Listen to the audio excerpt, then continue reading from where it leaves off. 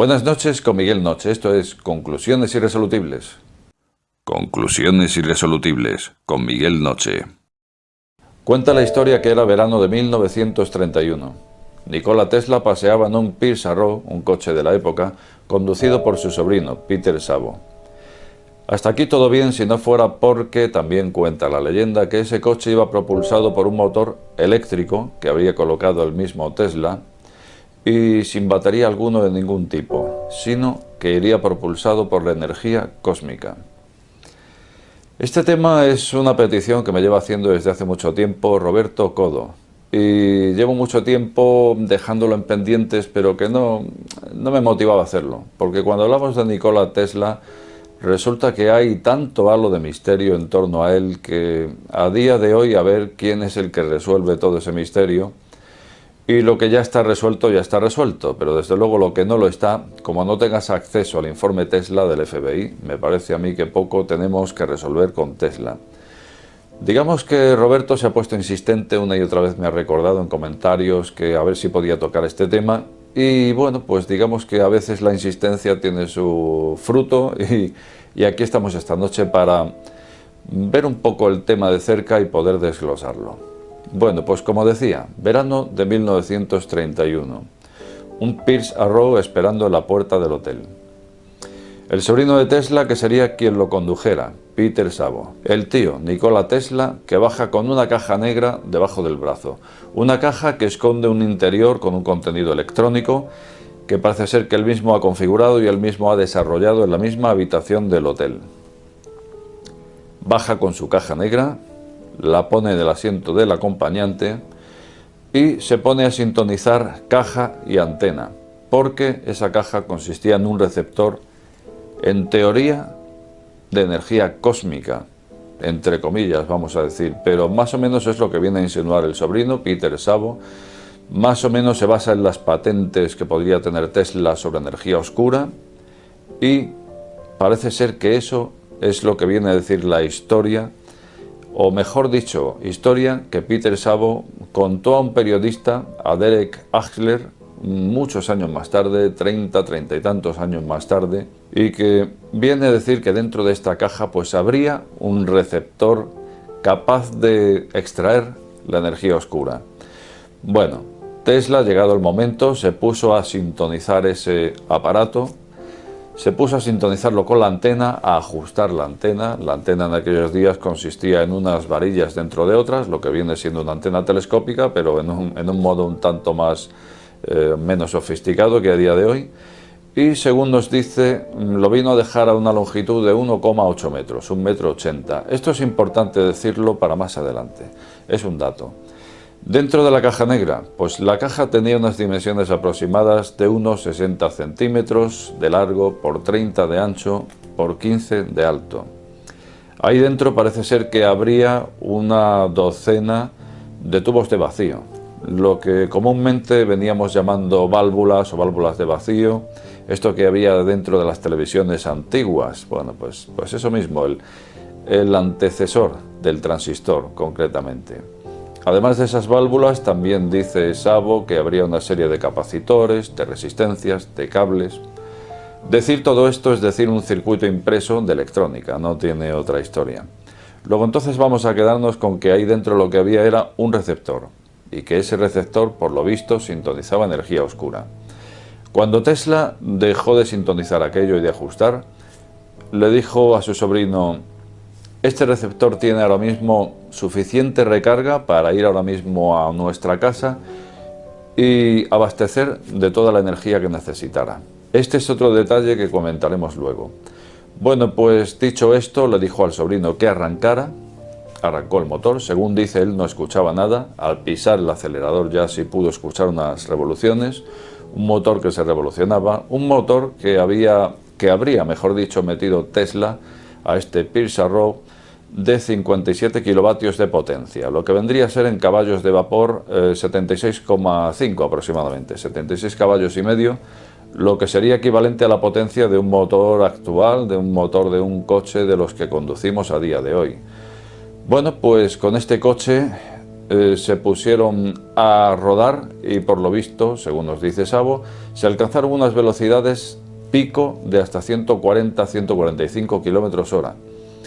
Y por lo visto estuvieron rodando aproximadamente 80 kilómetros por las calles de Buffalo y alrededores. Así estuvieron una semana o poco más, 8 días, y al octavo día Tesla dirigió al sobrino hacia un sitio a través de campo y a unos 20 kilómetros de distancia de la ciudad, pues allí dejaron el coche dentro de un granero de vete a saber quién, alguien que conocería a Tesla, y allí se quedó el coche. Tesla recuperó su caja y así termina esta bonita historia. A partir de ese momento y a través de los años hay muchos buscadores, porque hay gente que busca este tipo de objetos que pertenecen a historias entrañables como esta, y hay mucha gente que ha buscado ese Pierce Arrow y la verdad es que nadie lo ha conseguido. Llegados a este punto, tal vez fuera el momento de ver si esta historia puede ser cierta, no puede ser cierta.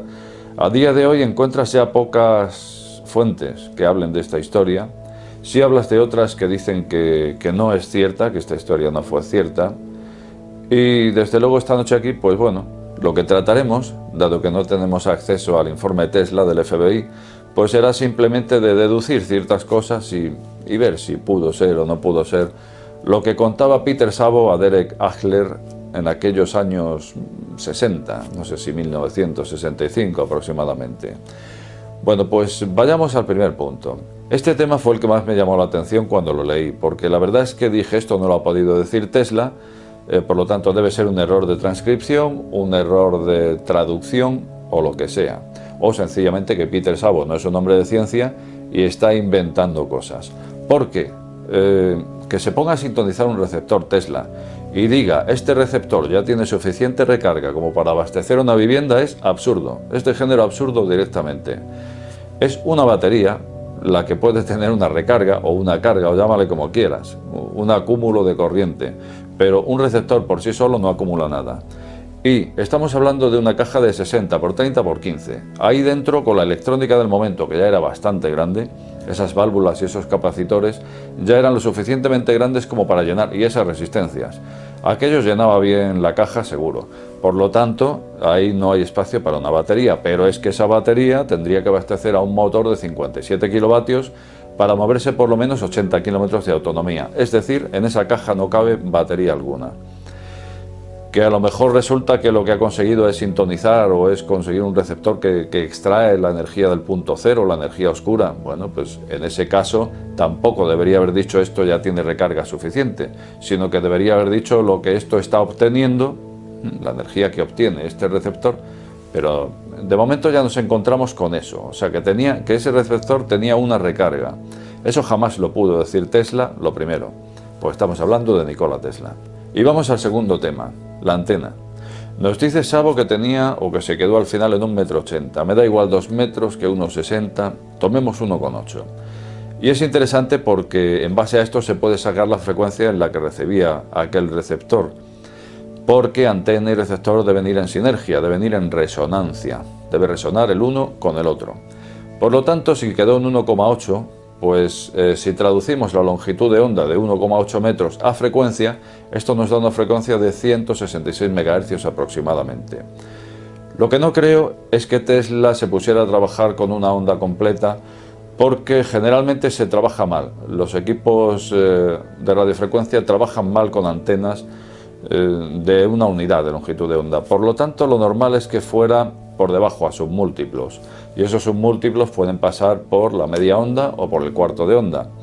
También se pueden enfasar estos cuartos de onda uno con otro, estas medias ondas, para que resuenen mejor, pero sin embargo esto ya requeriría de bobinas, y Szabo en ningún momento dice que la antena tuviera bobinas. De hecho eran unas simples varillas. Por lo tanto nos tomamos con ese 1,80 m real y nos quedamos con que la frecuencia de ese 1,80 m vendría a ser 166 MHz. Vamos a suponer que a lo mejor ese 1,80 m fuera una media onda de la frecuencia con la que estuviera trabajando. En ese caso ya nos iríamos aproximadamente a 83 MHz, la mitad de la anterior. Y si por ejemplo la antena, ese 1,80 m hubiera sido un cuarto de onda, de esa frecuencia en la que se venía trabajando, pues la frecuencia resultante andaría en torno a 42 MHz. A lo mejor estás diciendo, bueno Miguel, ya es que no es lo mismo 166 que 83 que 42 MHz. No es lo mismo, pero sí. Para el caso lo mismo da. Y me explico. Tanto 166 MHz como 83 como 42 son frecuencias dentro del rango de VHF, o Very High Frequency, o muy alta frecuencia. El rango VHF dentro del espectro electromagnético es el rango que corresponde a ondas de radio. Luego entonces, si Nikola Tesla ese día colocó en su coche una antena de 1,80 m, Tesla lo que tenía era un receptor de ondas de radio en el rango de VHF. Por lo tanto, me parece extrañísimo que con un receptor de VHF se pueda sintonizar la energía oscura, pero es que además para conocer la energía oscura pues habría que conocer bastante más, y Tesla en varias ocasiones, en no pocas ocasiones, llegó a reconocer que él sabía que había una energía cósmica, rayos cósmicos oscuros incluso. No sé si él llegó a llamarle energía oscura, porque eso me parece que corresponde más a un término más de la astronomía moderna. Por lo tanto, Tesla no tenía mucha idea de lo que era la energía oscura, pero no con eso estamos desmereciendo a Tesla. Es que nadie sabe a día de hoy, ningún científico a ciencia cierta, qué es la energía oscura. O así lo reconoce la ciencia. Desde luego no se sabe aproximadamente nada.